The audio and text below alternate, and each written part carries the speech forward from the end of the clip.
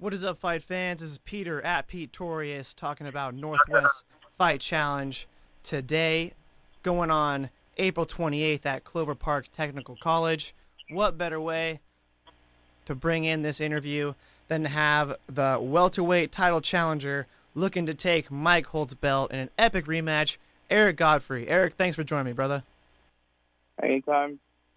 Heck yeah, man. So you are taking on Mike Holt for a rematch to get that Northwest Fight Challenge belt.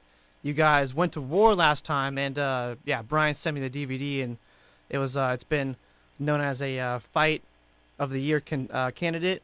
Came up a little bit short, so what are your thoughts on that first match, and what played into the referee stopping the fight? Because that was something I haven't got an answer on either.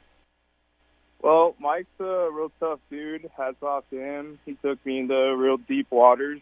I've actually never been finished in my whole career, and he's the first man to do it. He was connecting with all his strikes, a real heavy hitter. Actually fractured my nose and broke my orbital in the first round, so I had trouble seeing. I had double vision throughout the whole fight. So, yeah, it was just real hard. I was trying to hang in there my best, and then in the fourth round, the ref stopped it, of course, due to me, the lack of defending myself. Okay, but, yeah. It was a good fight. He's a tough dude. Usually when I get someone on the ground, they usually don't get up. This guy was just, flipping me off him and stuff, so he's a real tough dude, strong dude. Okay, and so, that's what I'd seen from the video was, it looked like you were taking some, undefended shots on the feet, and then the ref kind of steps in which I was like, whoa, what? But then you kind of just dropped to the ground like, it was pretty legit. So he could tell you were injured and just not defending yourself? Yeah, I mean, personally, I would have kept going. I'm not really someone to give up, I would have kept going until, he had me on the canvas and I woke up, but the ref did stop it. I don't blame him for it. I couldn't see straight. I was majorly concussed, my orbital was literally broken. I had no clue. My coaches were trying to take me to the hospital. I refused, said I was okay. Oh, damn. Ended up going to the ER, and the doctors told me I'd fractured my nose and broke my orbital. Oh, damn. Well, yeah, man. I mean, you definitely fought like there wasn't. It just seemed like you're maybe gassed a little, but otherwise, orbital and all that. I mean, I would have. Yeah, I think I was a bit punch drunk. I couldn't see straight, so he kept connecting. And the more I got hit, the more wobbly it was. The more my equilibrium got rocked, and just my balance altogether was off. Yeah, and I mean, you watch. What made this such a great fight was that it was, it looked like, I mean, 2 or 3 times really watching the fight, it looked like you were about to finish him. You had some really good chances on the ground, almost sneaking in rear naked choke, almost got an armbar in, a few things like that. Were those, you felt those are pretty close to cinching them in? Yeah, man. I was real bummed.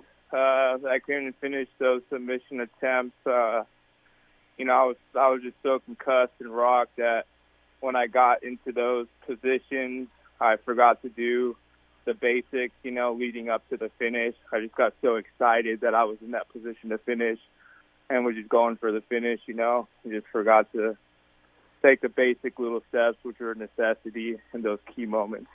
Gotcha. And I mean, you definitely put on a show, definitely, want to put that out there. Do you feel like you didn't perform to your fullest, or was there any sort of error there you think you're I feel I mean, he's a tough dude. I'm not knocking him off at all. No, not at all. But I feel like if I didn't break my orbital in the first round, I wouldn't have taken so many shots, and then I would have been able to think a lot more clearer, not been so concussed and punch drunk. Gotcha. Okay, yeah. So I mean, let's bring it to today, man.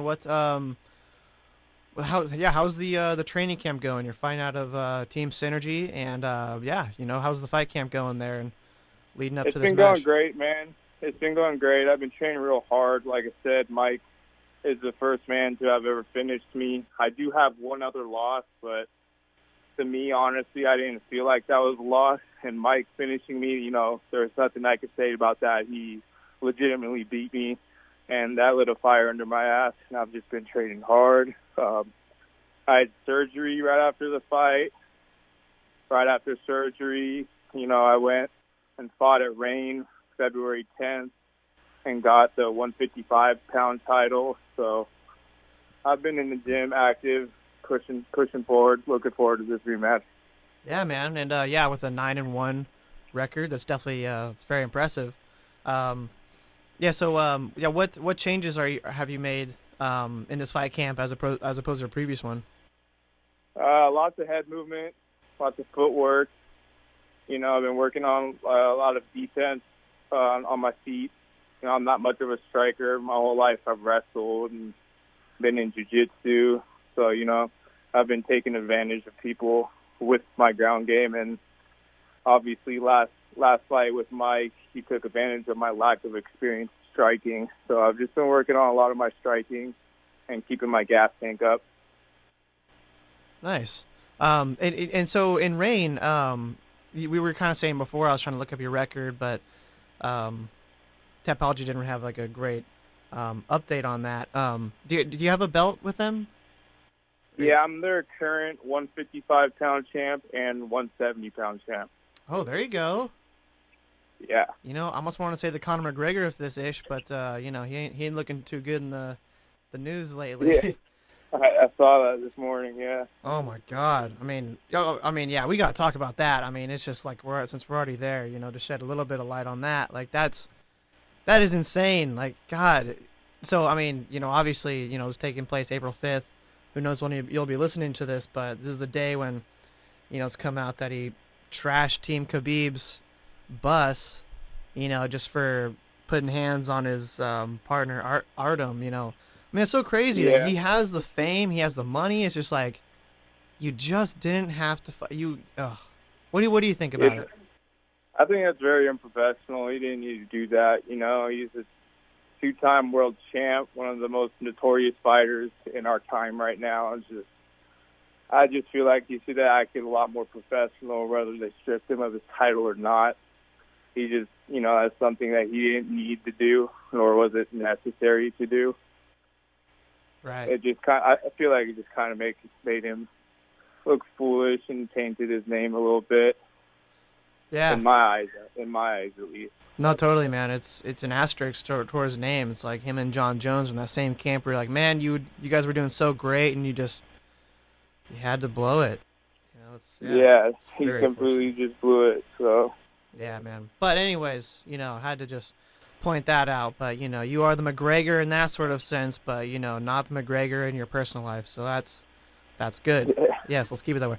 But hey, you know, speaking of which, you know, I saw on the social medias that you had an announcement that you're gonna be having a baby. Yes, sir. Yeah, man, congratulations. What's Thank you. I think I saw on like a video. I'm like friends with like Patrick Benson, like Dylan Potter. I think you might have tagged them, but like what's it was like a gender reveal party, something like that. What's the gender? It's gonna be a boy. It's gonna be a boy.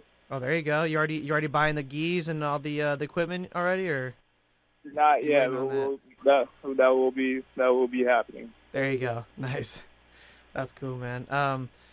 So yeah, like, has it done anything for you in your recent training? You know, like, I mean, I don't have a kid, but you know, usually when people do, it just brings that sort of extra oomph into their training. How's it been for you recently? A lot of taking care of the lady. You know, it has changed my mindset a whole lot already. The kid hasn't even came, but you know, I feel like I have to just step up a lot more, prioritize my life. You know, there's definitely a lot more responsibilities outside of just me now.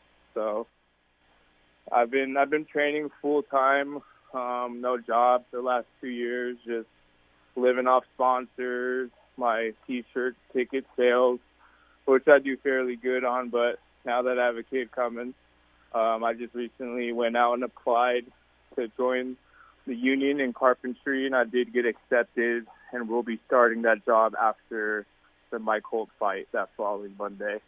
Nice. So, nice, man. That's good. That's good. So, what is this? You're 9-1. I mean, that's a very good record for an amateur. What does this rematch mean to you? What do you if you do win this fight, what's next for you? This fight means a lot to me just because, I've never been finished. I personally don't like losing. I'm not a sore loser, but losing just not something in my profile. I've never liked losing. I've been competing my whole life, and just losing just doesn't settle with me. So I'm glad I get an opportunity to get that back. If I do win, I'm just going to keep it pushing. Trying to line up another fight June 2nd, and I do have a submission grappling match on June 28th. But like I said, I'm just taking one fight at a time, and I know after the June 28th submission grappling, my kid's due on July 15th. So Oh wow. I'll be taking a slight break from competition, not necessarily practice and training. I'll still be in and out as much as I can, but I won't be able to fully commit to a full fight camp 7 days a week, 2 times a day, like I have been. So I don't like to step in the cage unprepared, so I'll probably take a little break from the cage just for a little bit until I get my kid and my life situated with the new things. Gotcha. And is the submission grappling, is that in the is that Dominant FC? Yes, sir. Oh, cool, man. Yeah. Did you ever you capture any of that event? Get to see any of it?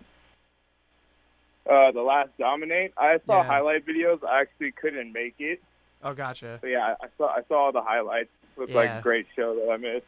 It's sick. It was really good, man. I was fortunate to be there and cover it. It was yeah. Hopefully I get to do I'm trying to do it. We're going to. I mean, trying to. Heck yeah, I'm going to do it. But yeah, me and Dylan are gonna watch some of that, some of his bloody mess, and try to get him to relive it and see what all that was about. But yeah, no, it was a great fight, and definitely great next card they got with all this mission grappling. So Yeah. with it's interesting with the ratio of fights as an amateur for MMA versus boxing, where you can have 50 fights as an amateur, and they're like, I don't know if I'm ready, to turn pro as a boxer. But for 9-1, I always like to just ask people how close they feel to being pro. So with your record, how close do you feel to turning pro and getting that sort of area? I actually feel like I still got a bit to go. I'm sort of a perfectionist. And when I go pro, I just want to make sure I'm completely ready because, when you go pro, you can't go back. Your record doesn't erase. And no promoter's going to want to sign someone who starts off 0-3. So I just want to make sure I'm ready on a hot streak, ready to go. I want to be as confident as in my striking as I am in my grappling and my wrestling. And, as the last show I did with Mike, obviously my stand-up isn't exactly where I want it to be to go to pro. So just taking it one fight at a time, training every day, bettering myself in all aspects. And when I feel ready, I guess I'll make that jump. But as of right now, I don't see that. And then, not in the next couple months or anything like that. Just going to take my fights one at a time and just continue getting better and go from there. Gotcha, man, and that's very smart as well. When I do talk to their fighters, some people want to jump the gun and go straight into being pro, but I guess it is good to get, if you're gonna take a loss, take it as an amateur, and not as a pro. And like you said, yeah, because you start at 0-3, it's harder for you to get on those bigger name cards. Yeah, exactly. And it's just when I go pro, I don't want to get stuck in the local circuit. I have big dreams and goals that I've set for myself, and I just want to make sure that I can achieve those goals. So when I go pro, I want to be on a hot streak, maybe start out 3-4-0 and get out of the local circuit around here and, start making a name for myself. Awesome, man. Well, hell yeah, man. I'm really looking forward to your main event match, April 28th at Clover Park Technical College, and it looks like a good lineup as well. I've seen a few names. I need to get the full lineup from Brian, but what's any matchups you see on here that you're interested in seeing the result for? I actually haven't seen the full lineup myself either. I do know one of my teammates, JoJo, is fighting, Jovanis. He's always exciting to watch. He always puts on a great performance. He'll be defending his 145-pound title that night. So that'll be a good matchup to watch. My buddy Dylan Paris, me and him wrestled in high school together, grew up together training. He's very exciting, showstopper. He'll be one matchup to look forward to. I'm not really sure who he's versing yet, but off the top of my head, you don't want to miss those two. Both title fights, both exciting fighters. No, definitely, man. Yeah, it's a lot of scraps. Definitely got to check it out. And as we do at MMA Madhouse, support local MMA, all that good stuff. Hey, man, thank you for taking the time to, talk to me and hype up this fight, because it's definitely worth hyping up. And especially after watching the video, I think it's really cool to bring this one back and, try to put a staple in it. And hell, if you win, make it a trilogy. Who knows? Yeah, well, we'll see. And thank you, man, anytime. Thank you for taking your time out to interview me and give me the opportunity to promote this fight. Of course, man. That's what we do at MMA Madhouse. Before, I guess I did this with Mike, so, we were talking about UFC. It's always good to get UFC picks. What do you think of this weekend's fight, Max Holloway versus Khabib? Man, that one's a real tough one. I've been a big Khabib fan. Max Holloway is actually one of my favorite fighters, but I don't know, man. That's gonna be a tough one. If I had to choose, I really just can't even. It's gonna have to be a last minute decision. Right. Yeah. I think it'd be really cool if Max Holloway could pull it off and be a 2-weight class champ with both of Connor's belts. I think that would be real cool. Right. But Khabib's one hell of an athlete. He's a stud in the cage, He's well-rounded. So I don't know. It's going to be one exciting fight. I actually can't wait to watch that. Yeah, man. No, both scary. And, Khabib, it's hard to even think how you could finish him. But, I mean, he's so scary on the ground and just versatile everywhere. If there was to be someone to finish him, it would be Max Holloway, or I would say Connor, know. So that's going to be exciting to see which style comes out on top. Because exactly. Holloway's a great striker, and Khabib's just such a grinder and overall just good in every area. Exactly, yeah, man. And who do you got for Rose versus Joanna? I got Thug Rose.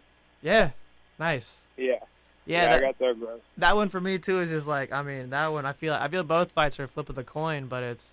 Yeah, honestly, the way that she put out Joanna and tried to just get in her head, it's just extra. I think Joanna's gonna be more tentative, but I don't think it's gonna help her. I think it's only gonna help. Yeah, Rose, it's definitely gonna be a good fight. There's no guarantee on either side. That was just a little bit easier to choose for me than Khabib and Holloway. So right. Personally, I'm rooting for Thug Rose. Yeah, man. No, great fights. For on Saturday, and huge epic event for the local scene, Northwest Fight Challenge, April 28th, again at Clover Park Technical College. Before we leave, show us some sponsor love, man. Who's been sponsoring you? Who deserves the love from Eric Godfrey? Yeah, of course, man. So I want to give a big shout out to Genius Supplements, Victorious Apparel, Fit Warrior Brand, West Campus Dental Center, Nava Auto Body, Raw, Primal Floors, and South Tacoma Antique Mall. There you have it. And Fitted Supply. Fitted Supply. I forgot the last one. Fitted Supply. Oh, gotcha. No, man. Yeah, you got to get them all out. And yeah, man, they support local MMA, no doubt. Yeah. Yes, sir. Yeah, cool, man. Well, hey, thanks again. Eric Godfrey, the welterweight title challenger for Northwest Fight Challenge. Thanks again for coming on, and look forward to seeing you April 28th. Thank you, man. I'll see you there. All right, buddy. Have a good one. You too. Bye.